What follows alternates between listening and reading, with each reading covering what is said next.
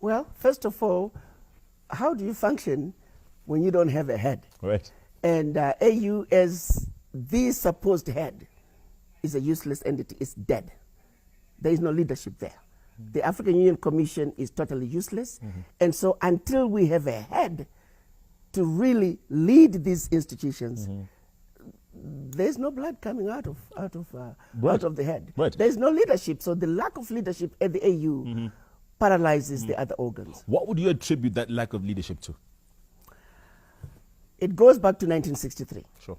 When our African leaders came together in an effort, of course, at the invitation of Emperor Haile Selassie, in an effort to regroup an Africa that speaks with one voice, an Africa that had one military, an Africa that had one stock exchange, one monetary policy, monetary fund, an Africa with one customs union.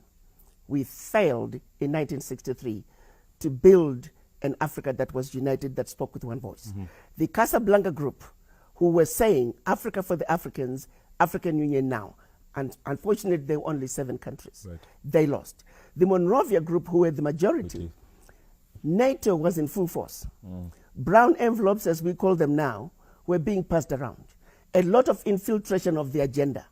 Consequently, what should have been an outcome that would have given Africa, that would have put Africa on a different trajectory, was destroyed. Right. Thanks to NATO and their job. They're good.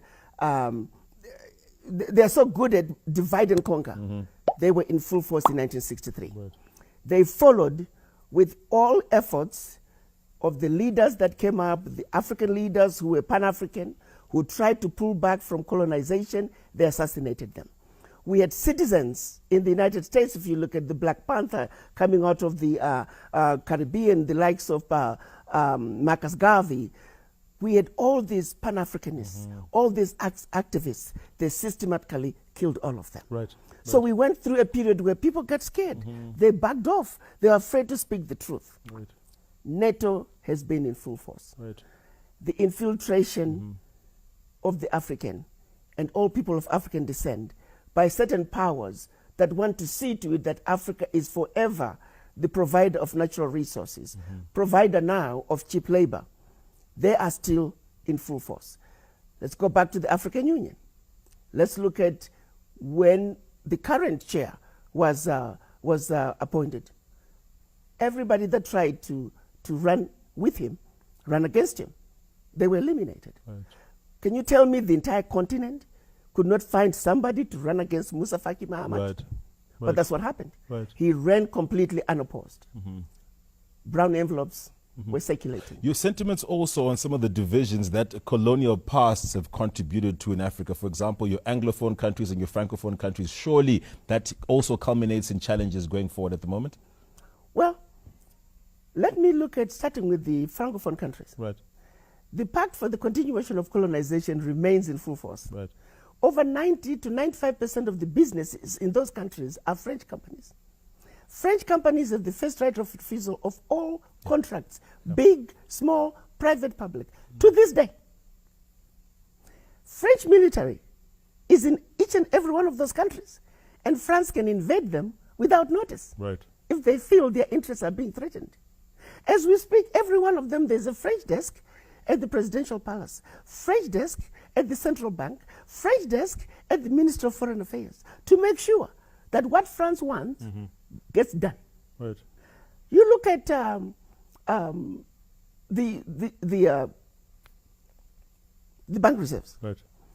Right now, when we started back in the 60s, it was about 85% of the bank reserves were going to French Treasury. It's now down to about 50 to 60%. They are still sending their bank reserves. Yeah. And if those countries should wish to get some of that money, they can only access up to what they put in last year as a loan at commercial interest rates. What? Your own money. Yeah. So when you look at some of those atrocities being committed to this day, if a leader tries to pull back from that abuse, they get assassinated. Right. There will be instability within their countries. The average African leader is under siege from the former colonizers, is under siege from the West. they have to tread a thin line just to run and govern their country. Right. You once spoke about how the IMF and the World Bank make African countries poorer by extending expensive loans to them and also giving them the same amount of loans to their Western counterparts at a lesser interest rates. How has that hidden agenda affected development in the continent? Huge.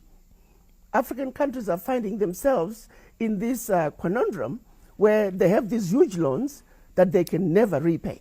You have countries like Zimbabwe, GDP of about 11, 12 billion, 6.5 goes towards loan repayment. Right. How do you survive that? Yeah, you can't. You know, you have countries, the minimum average an African country is paying on loan repayment is around 35%. The majority around 50%. So half of your GDP goes towards paying loan repayment. Zimbabwe, we're still paying loans from Ian Smith. Right. Really? It does. Talk to me. This is ridiculous. It is. And it does seem as though that some could say that the Pan-African dream could actually be a pipe dream. Is it a realistic position in 2023 to expect some of the founding fathers of Pan-Africanism's vision to be realized as we're going forward? Well, what's really needed, we need to speak up. Okay. Why are we still going to the United Nations as Africans? That is a useless entity. It's not for us. The largest voting bloc in the United Nations are the African nations. We don't have a seat on the table. Why do we go there? We go to the United Nations to vote on their issues. They pay African countries, vote with us on this issue, vote with us on this issue. We have no business going to the United Nations, period.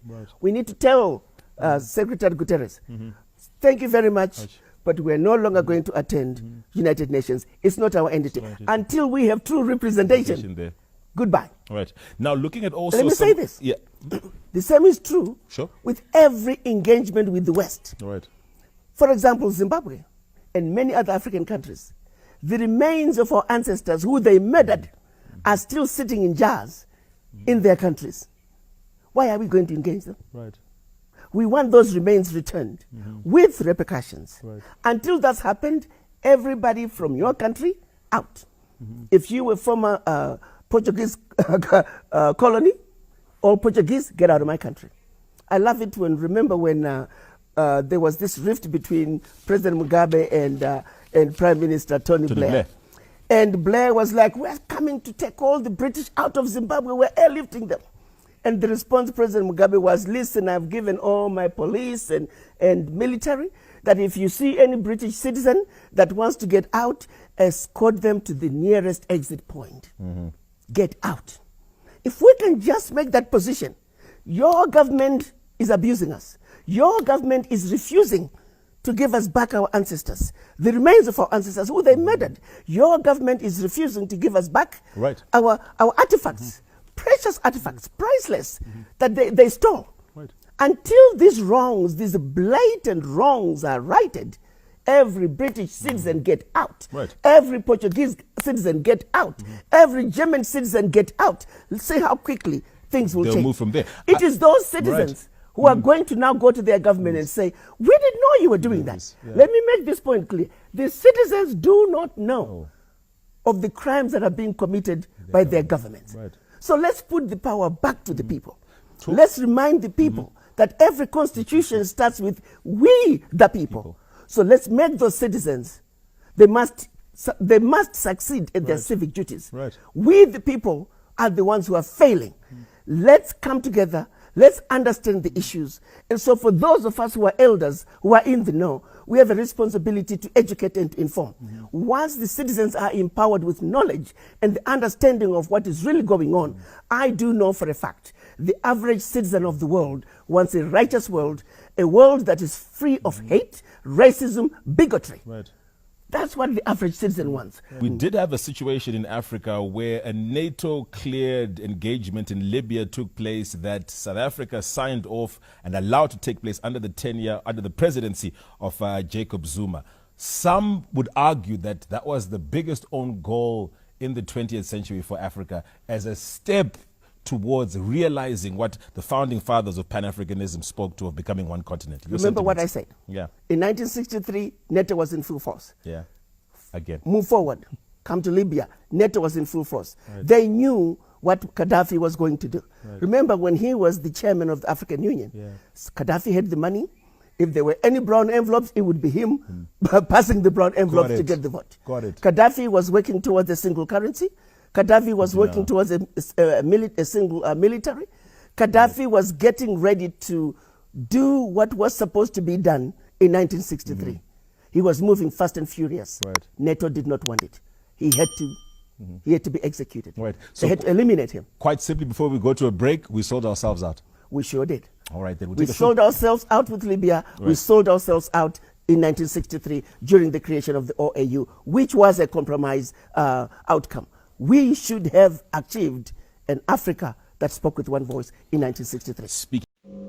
The lack of leadership at the African Union paralyzed the other institutions to fully play their role to unite Africa under one military, one currency, and an Africa that speaks with one voice, and a visa-free Africa for all Africans, both home and abroad, and to drive the Africa Continental Free Trade Area to realize its Agenda 2063, which main aim is to eliminate barriers to trade. The Africa Continental Free Trade Area, AFCFTA, will lift 30 million people out of extreme poverty and another 68 million people out of moderate poverty, and it will boost intra-African trade. So, if our African Union is weak, all this hard work, excellent policies, and the will of the African people to be united someday will be difficult to come by or achieve. For African Union to fully exercise their power, we need an independent African Union with no external interference from outside. An African Union that is fully funded by Africa himself, because as of now, more than half of African Union budget comes from external partners such as China, America, European Union, and other donors, which is one of the reasons of interference in Africa matters to favor these external partners rather than the interests of Africans. If the Casablanca group of Kwame Nkrumah in 1963 had succeeded, Africa would have been in a better place because their main agenda being the unity of Africa that speak with one voice, one currency, and one military. One of the things that a strong African Union could have been able to abolish is the pact for the continuation of colonization in most French-speaking African countries, as some of these countries still keep half of their reserves in French treasury, of which they can only get their own money by borrowing from French treasury at an interest rate. France is also the one responsible for the printing of their own money, that is the CFA francs. Also, most of the companies in these French-speaking African countries are French companies. Furthermore, France have the sole right to intervene in their country militarily if they realize that their interest is at risk in any of these countries. These are some of the examples that if we had a strong and independent African Union, these matters could have been tabled to them so that they take action to eradicate it and give those countries their real independence and sovereignty. The biggest question today, which is being asked by most African leaders, is why is Africa not having a permanent seat at the United Nations Security Council, of which at least 2 permanent seats can be given to Africa through the African Union, and give Africa the upper hand to make and influence decisions at the international stage to the benefit of the people of Africa and the world at large.